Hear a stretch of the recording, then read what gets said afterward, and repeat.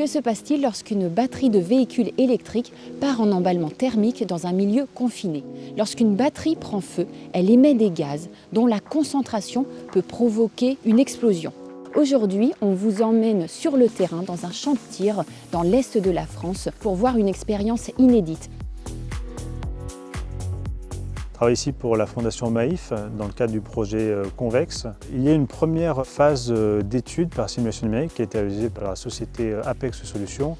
Puis il y a une phase d'essai qui a été faite à l'échelle environ 1/30 sur des maquettes relativement petites où l'on a étudié exclusivement l'effet des ondes de choc et non pas la réponse structurelle. Et là, ce qu'on voit ici sur cette échelle quasi réelle, c'est à la fois le déroulé de l'onde de choc en milieu interne, mais aussi les effets sur les structures.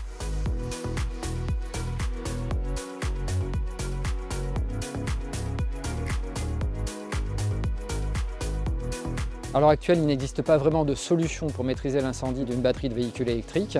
Les résultats que nous allons obtenir au bout de ce projet, qu'ils soient expérimentaux ou résultats de simulation et de modélisation, vont servir à communiquer auprès des professionnels, des gestionnaires d'infrastructures, auprès également des services d'incendie et de secours qui vont avoir à gérer des incendies, des emballements thermiques de véhicules et potentiellement des risques d'explosion, et également auprès du grand public, non seulement pour les véhicules électriques eux-mêmes, mais également pour les petites batteries qui sont amenées à avoir chez eux, batteries de trottinettes ou de différents types de mobilité douce.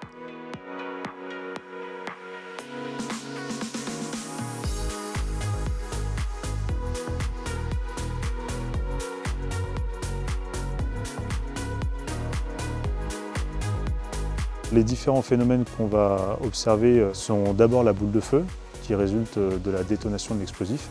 Ensuite, on va avoir des projections de gaz dans l'instant d'après. Ensuite, on va avoir la mise en mouvement des objets, des plus légers aux plus lourds. Donc on peut avoir des portes qui volent, des plots qui volent.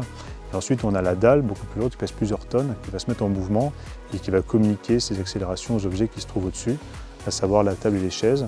Et ensuite, ils vont monter environ 1 mètre ou 2, puis retomber. Du coup, on va pouvoir observer les dommages à la fois lors de la première ascension et ensuite lorsque les bâtiments vont retomber par gravité.